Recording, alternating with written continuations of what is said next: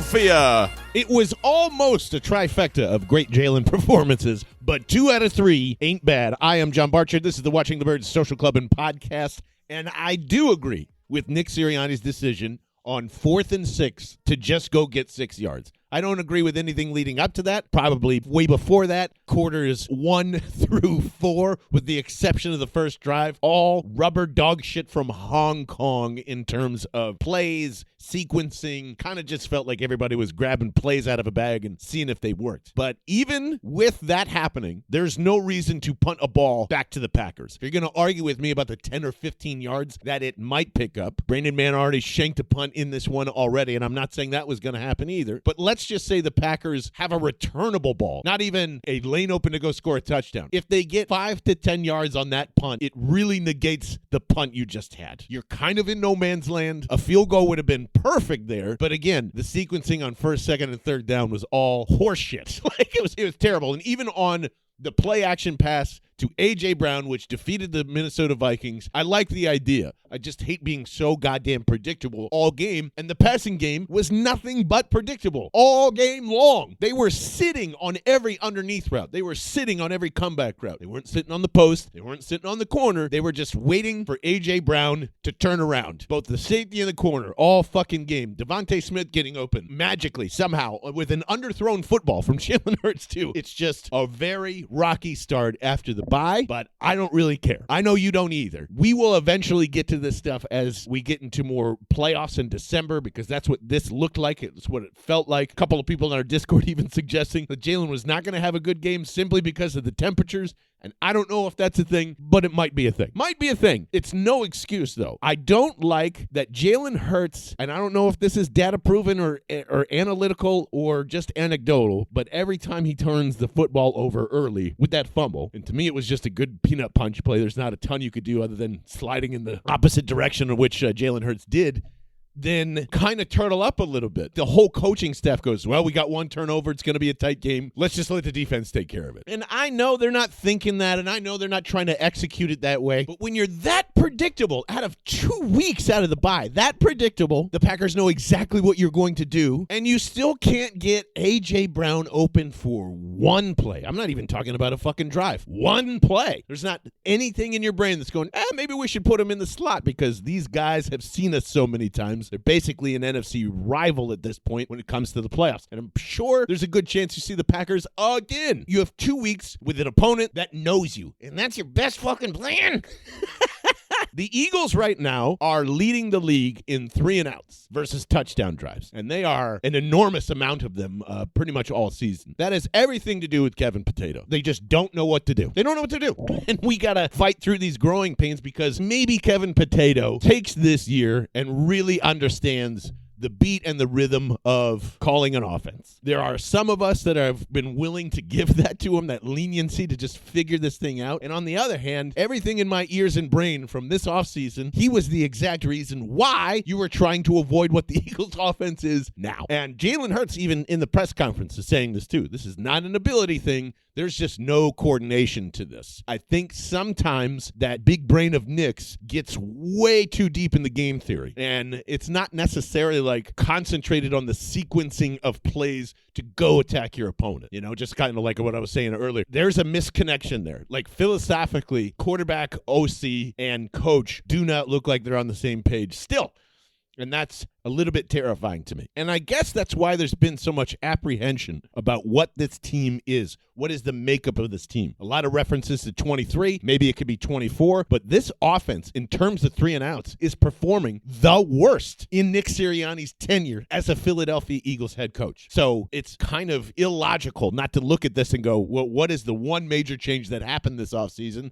That one. And you've had to use a backup center now primarily all the time. So literally, if they just cut these offensive problems in half, last night's game is a 28-7 blowout, 28-10 blowout. But because they can't do that, they'd rather just stay predictable and win. And it's infuriating because we don't know if this is a cat and mouse game for the regular season, and then you see something like a completely different game plan coming against the second game of the Giants, and we think there's more and more of that coming out. So you've had like one or two 2 really cohesive games out of 9. And the rest of it looks like 2023 in terms of ideas in planning and execution. It's whatever. Everybody just kind of shrugs and is like, all right, well, we'll just get this one off the table and go to the next one. And for the most part, that is the game of the NFL. Who cares? Go in and win. If you know that it's not your ability that is holding you back and it's everything that you are planning that is holding you back, that is fixable. I just don't know if Kevin's the right guy to do that.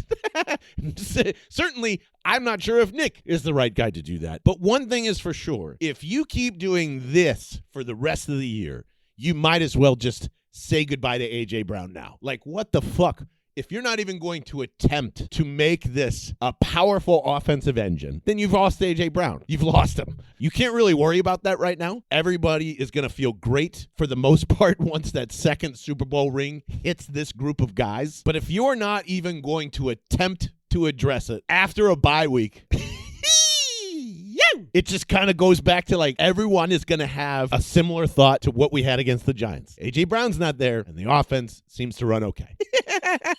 So I don't know. You tell me. When both of them are on the field, Jaelan and A.J. do not bring the best out of one another for whatever reason. When A.J. plays loose, Jaelan plays stiff. When Jaelan plays loose, A.J. plays stiff. And same with the coaching staff. Like, it's just no one is all playing at the same game at the same time. But the Jaelan that we should be talking about, Jaelan Phillips, my goodness, 78% of the snaps last night, 53 in total. Brandon Graham was out there for 10. And shame on me for thinking that a trade like this wouldn't have a major impact. Shout out to Nanks, too, for reminding us this morning that his beautiful voice was telling us that this defense is just one edge away from being what it looked like last year. And I think he might be right on that. We all had high hopes for Phillips. We always just go, well, that's the Dolphins, and that's a mess. So I'm sure he's going to perform better here, even with some of the Dolphins beats trying to scare us and some of the fan base going, the guy's not a closer. It's not a closer. Well, he fucking plays the run really well.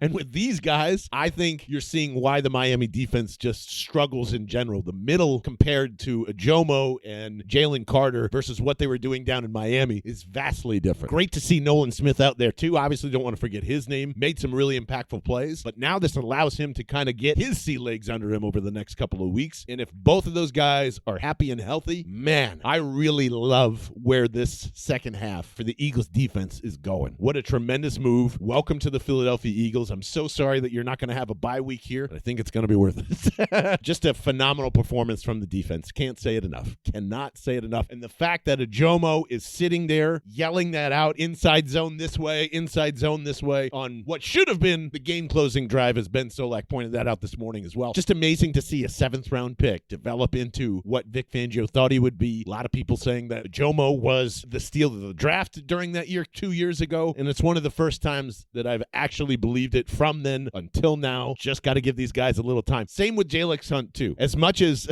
Nanks was saying they need another edge, I think he might have been just a tiny bit wrong about the development of Hunt and Ajomo. Hunt last night nearly knocking out a ref. Thank God that he didn't. Thought it was a really cool celebration, doing a very cool Goku celebration in honor of Marshawn Keelan, who was lost last week. An amazing moment for him, and glad he got to have some shine yesterday. What did he end up with? 5 tackles for a loss, a sack. I just love these young guys. What a great job by Howie Roseman. Seriously. Those dudes from the last couple of years that set these teams up now is exactly why you deal with the off seasons that you have with the Keely Ringos, the Adoree Jacksons. Let's just try and figure this thing out, not overcorrect and spend too much money. You and I both had some panics about this is too light. And it's not. It just needs time. Just a lot of these with the younger players, those things, it's way different from the offense. That's just about maturity and development, because Vic's got a handle on everything on that side of the ball. I thought it was one of the most cohesive games for the defense that we've seen this year. On top of that, I'm just impressed overall. I think no matter what, you can rely on the defense once again this year as the Eagles offense still tries to figure out what it does best.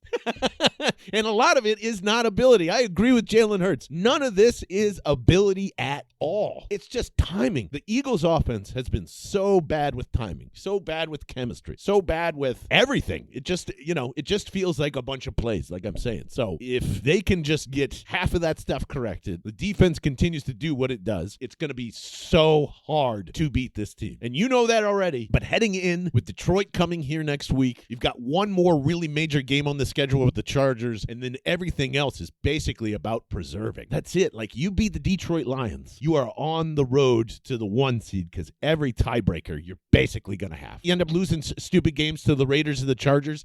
It hurts, doesn't hurt as bad. I love that they got this tough schedule up front. It allowed them to adjust well. These shitty teams at the back end, it's going to make us feel a lot better when they start getting back to scoring 38 points a game. But man, another tough challenge for the Detroit Lions to come in here. And all I've got to say is, if Dan Campbell can take the fucking play sheet, Dan Campbell can take the play calling sheet and say, I'm going to call plays now, you can do something different with this regime. Stop fucking protecting Kevin Potato. There's obviously something wrong, and it is detrimental to go winning a Super Bowl. So go please fix that. Thank you for subscribing. Thank you for listening. And mark your calendars for November 23rd in Port Richmond, because we are getting together for a watch party, and I want you to be there for the Dallas game starting at 1 o'clock. Games at 4:25. More details on that over the next couple of weeks. I will see you later on this week as we get fired up for the Lions. And go Birds!